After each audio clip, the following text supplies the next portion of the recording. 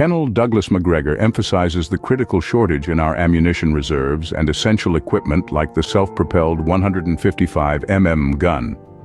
He asserts that this scarcity stems from supplying Ukraine. When asked if this shortage poses a danger, Macgregor suggests it's only perilous if we entertain the idea of confronting the Russians. He firmly opposes such a notion, stating it's out of the question. Additionally, he warns against intervention in the Middle East, deeming it equally unwise. In his view, the situation is not perilous unless we act foolishly and decide to intervene in conflicts. But there's been an increasing reliance on significant American military capabilities. There's ongoing discussion about sending even more advanced missiles with extended ranges, a development I find troubling because it heightens the risk of a confrontation with the Russians for which we're entirely unprepared. This topic is currently circulating in the media regarding the videos depicting Russian prisoners of war being sexually assaulted after surrendering. They've been shared by Ukrainian soldiers. These videos, recorded and disseminated by Ukrainian soldiers, seemingly as a display of defiance, aim to intimidate or shock the Russians. However, there's another aspect to consider. It seems there's a vested interest in Ukraine, particularly in Kiev, to prevent any negotiated settlements between Ukraine and Russia. This isn't solely due to the populists in Kiev being unwilling to engage in talks. Rather, there's a growing apprehension that Washington may eventually abandon them.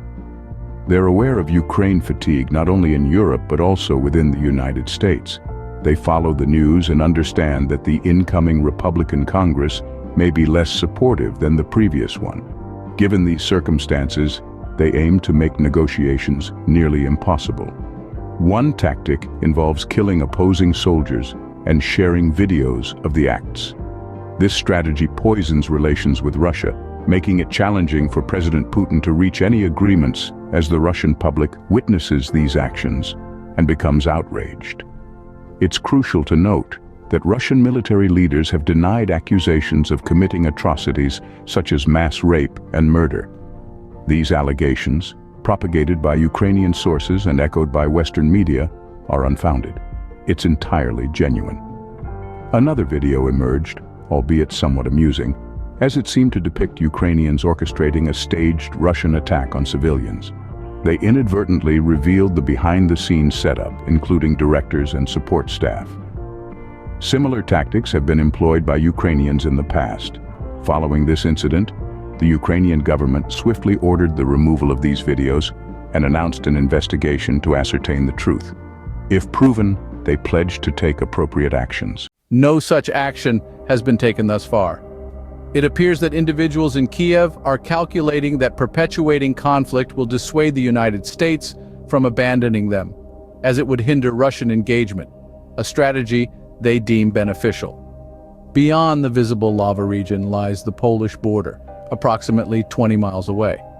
This strategic approach isn't reckless at all. It mirrors historical tactics employed by the United States in conflicts such as Iraq, the Balkans, and World War II. By systematically targeting key infrastructure like fuel networks and power plants, countries can be effectively crippled.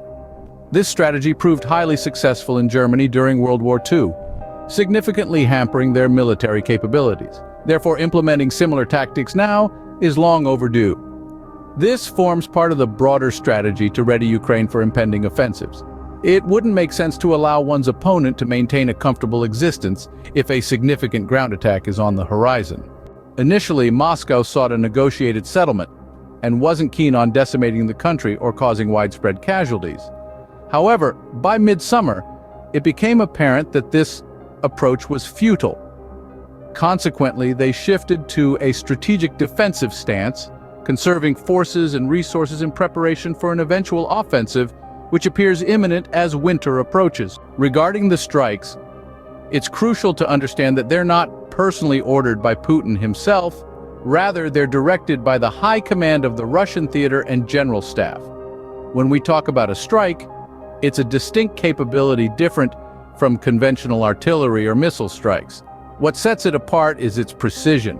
We have the ability to target specific locations with incredible accuracy, minimizing collateral damage, just as we demonstrated during past campaigns, the Russians possess similar precision capabilities. Therefore, targeting locations near the Polish border wasn't reckless because they have the capacity to strike with absolute precision, ensuring minimal unintended consequences. No, that's not entirely accurate because the power stations and distribution networks were located within those areas. In other words, if the intention was to level them, it could have been done swiftly, possibly within a matter of hours. The nuclear power plant, a particular concern, is located to the south near Zaporizhia, which the Russians are safeguarding. The Ukrainians have made numerous attempts to target this power station with missiles, rockets, and artillery shells, in the hopes of provoking a nuclear crisis that they believe would be advantageous for them. The Russian focus isn't solely on preventing the Ukrainians from utilizing the power plant, they're also shielding.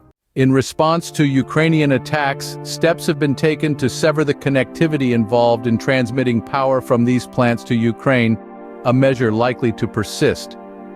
It's essential to comprehend the widespread repercussions of these attacks. They impact every aspect of life in Ukraine, not just transportation and water supply, but also rural livelihoods. Farms, livestock, and agricultural activities are severely disrupted. Livestock are suffering not due to direct Russian actions, but because they can't be fed, moved, sold, or cared for adequately.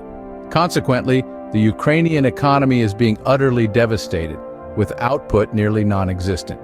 Experts on Ukrainian matters possess knowledge about the weather and terrain in Ukraine. The Ukrainian black earth topsoil varies greatly, ranging from 4 to 15 feet deep depending on location. This rich soil is a significant characteristic of the region but poses challenges when unfrozen, causing vehicles to sink. With Russian troops expected to surround the country, approximately 540,000 Russian troops have been accounted for, along with a significant number of armored fighting vehicles, tanks, self-propelled artillery pieces, rockets, missiles, tactical ballistic missiles, unmanned attack systems, fixed-wing aircraft, and helicopters. Ukrainian casualties have been devastating, especially in recent months, with reports highlighting the severity of these casualties.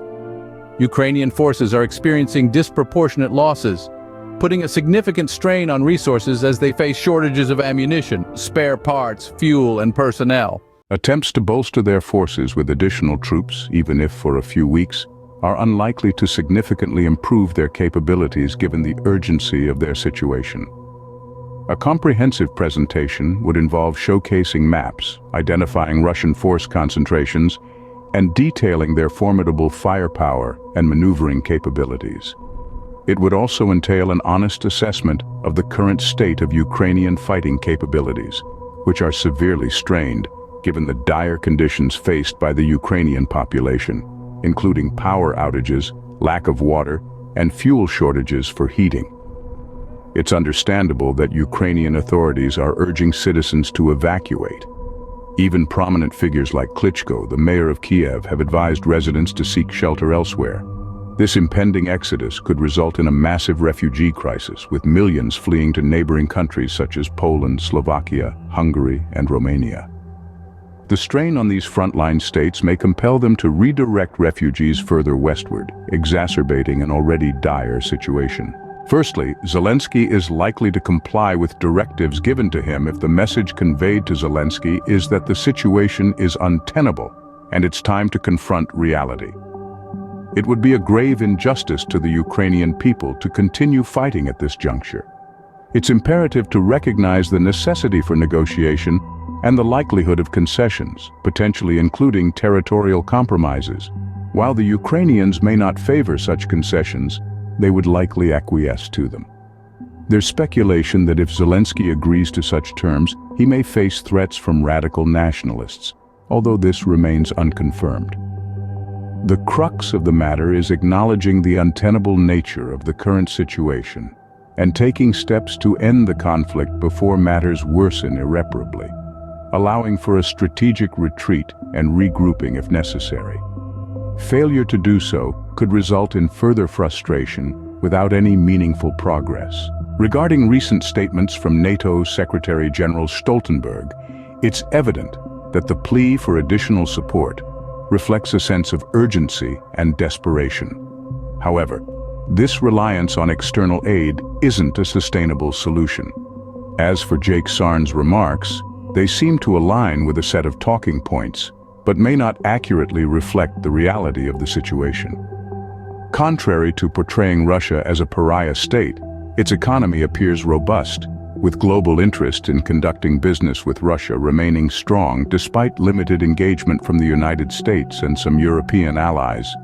Conversely, the challenges attributed to the Ukrainian forces, such as low morale. The credibility of this entire administration has taken a significant hit across various fronts in recent months. Consequently, anything they assert must be met with considerable skepticism. General Milley's alignment with the left and his adherence to the administration's agenda are abundantly clear. He operates within the framework of their objectives with little regard for professional integrity or other considerations. It's crucial to recognize that individuals like him may have future financial prospects with wealthy left-wing benefactors once they retire. Their aim seems to be to garner favor now in exchange for future rewards.